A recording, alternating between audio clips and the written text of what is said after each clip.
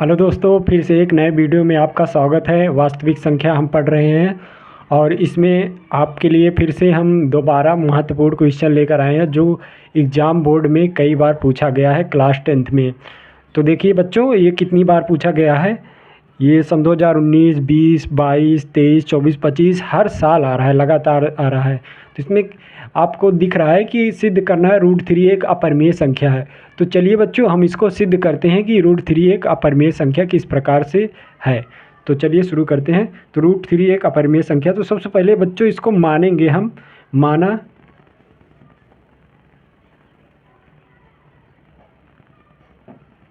माना √3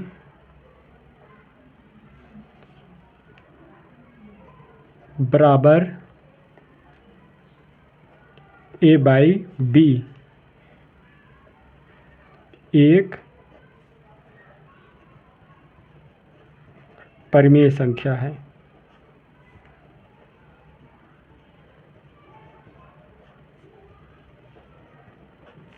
बच्चों, हमने आपको पिछले वीडियो में बताया था कि a/b जो है वो परिमेय संख्या होती है। परिमेय संख्या को a/b के फॉर्म में हम लिख सकते हैं। तो हमने इसे माना है, लेकिन इसे सिद्ध करना है क्या? अपरिमेय। तो हमने इसका उल्टा माना है। तो आपको हमेशा इसका उल्टा मान के चलना है कि ये अपरिमेय संख्या सिद्ध करना है, लेकिन हम इसे परिमेय संख्या मानेंगे। तो परिमेय संख्या a/b के फॉर्म में होता है, a/b के प्रकार का होता है। तो a/b के प्रकार का हमने लिख दिया है। तो ये परिमेय संख्या के अकॉर्डिंग आ जाएगा। ये परिमेय संख्या मानी जाएगी कि √3 एक परिमेय संख्या है।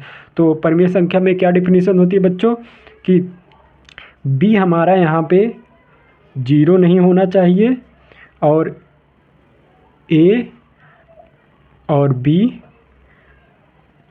सहअभाज्य संख्या होनी चाहिए।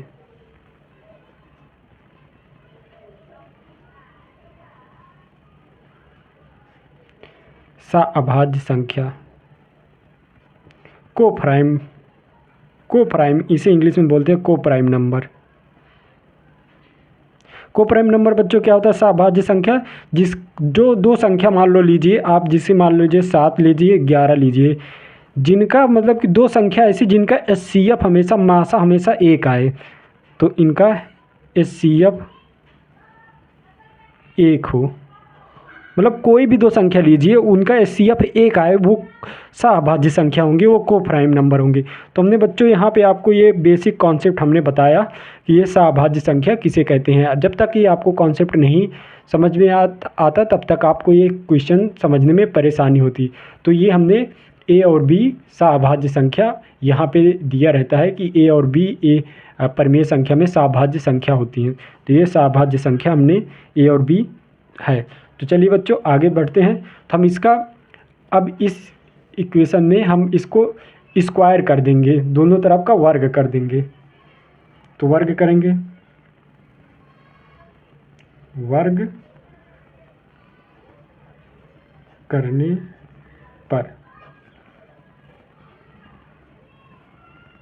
दोनों ओर लिख देते हैं,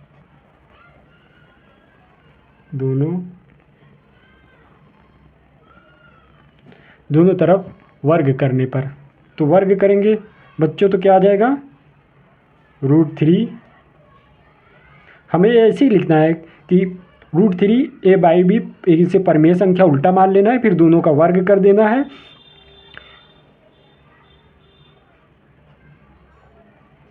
आपको ऐसे स्टेप बाय स्टेप चलना है। ये 3 आ जाएगा, ये बच्चों a²/b² आ गया। अब ये a²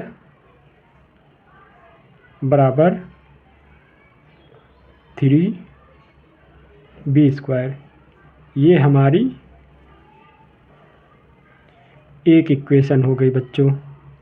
ये पहली इक्वेशन हो गई हमारी।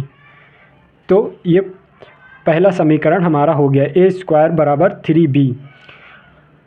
अब देखते हैं बच्चों इसमें किस प्रकार से ये भाज्य है कि नहीं है। तो इसमें देखिए a² = 3b ये आ गया। तो a² 3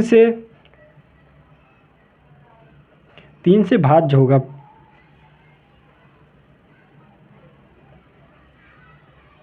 3 से भाज्य होगा। क्यों बच्चों? क्योंकि आप देखिए ए स्क्वायर बराबर इतना लिए हैं, तो ए स्क्वायर, सॉरी आपको दिख नहीं रहा, तो चलिए अब आपको दिख रहा होगा। ए स्क्वायर बराबर 3 से भाज्य होगा। क्यों क्यों बच्चों भाज्य होगा? क्योंकि ये ए स्क्वायर बराबर 3b स्क्वायर दिया गया है। कैसे दिया गया है? अगर कोई भी संख्या हम बच्चों लेते हैं तो उसे, कोई भी संख्या हम जैसे लेंगे, एक मिनट आप, तो हाँ बच्चों ए स्क्वायर बराबर 3 से भाज्य होगा। जब ये 3 से भाज्य होगा बच्चों, तो ए भी 3 से भाज्य हो जाएगा, ए भी 3 से कट जाएगा।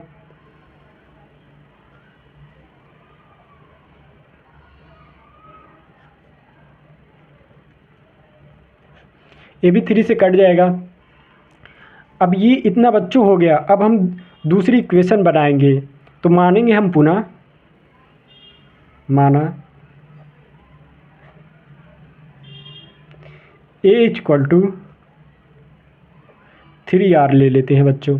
ए इक्वल टू हम ले लेंगे 3r, और 3r को हम माना है, ये हमने ए इक्वल टू 3r को हमने मान लिया है। 3 ए भी मान 3p q r s t, 3 रहेगा आगे, फिर उसके बाद कुछ भी मान सकते हैं, ABCD में कुछ भी, बी और ए को छोड़ के कुछ भी आप मान सकते हैं। तो ए इक्वल टू 3r हमने माना है, तो ए इक्वल टू इसमें हम इस इक्वेशन में, पहले वाले इक्वेशन में हम रख देंगे, पहले वाले समीकरण में। तो हम रखेंगे बच्चों, तो ये आ जाएगा हमारा 3r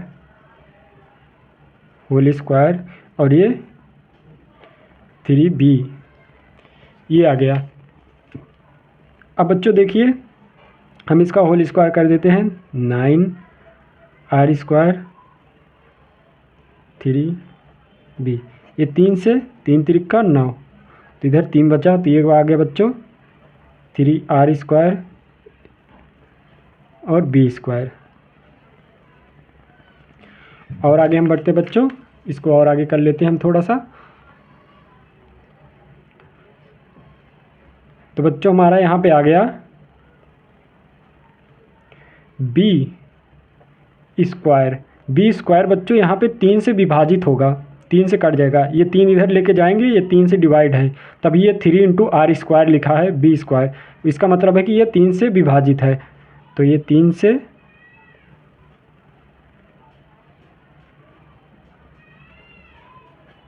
भाज्य है। बी स्क्वायर जब 3 से भाज्य है, तो मतलब ये b इंटू बी है, तो मतलब b भी 3 से भाज्य होगा।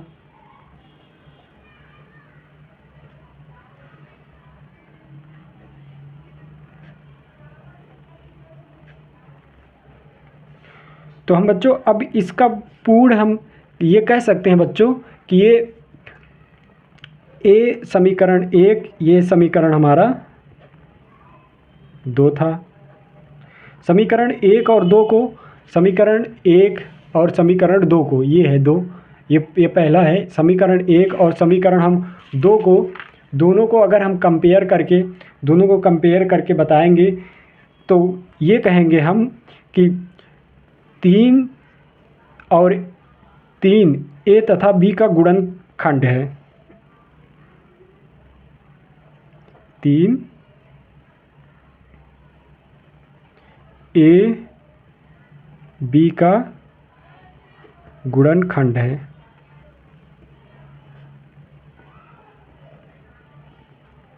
गुणनखंड हो जाएगा। जबकि हमने क्या बच्चों माना था, प्रारंभ में माना था कि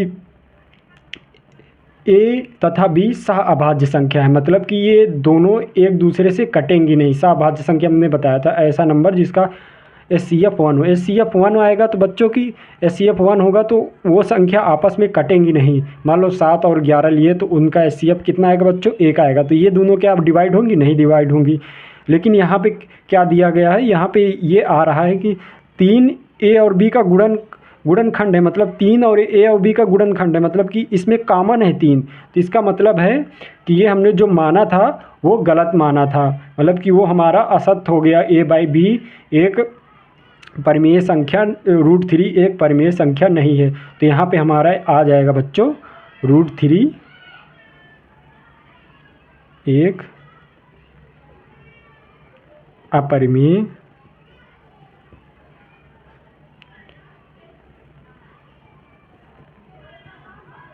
संख्या है। तो यहाँ पे हमारा बच्चों सिद्ध हो गया। तो चलिए हम अगले वीडियो में मिलते हैं।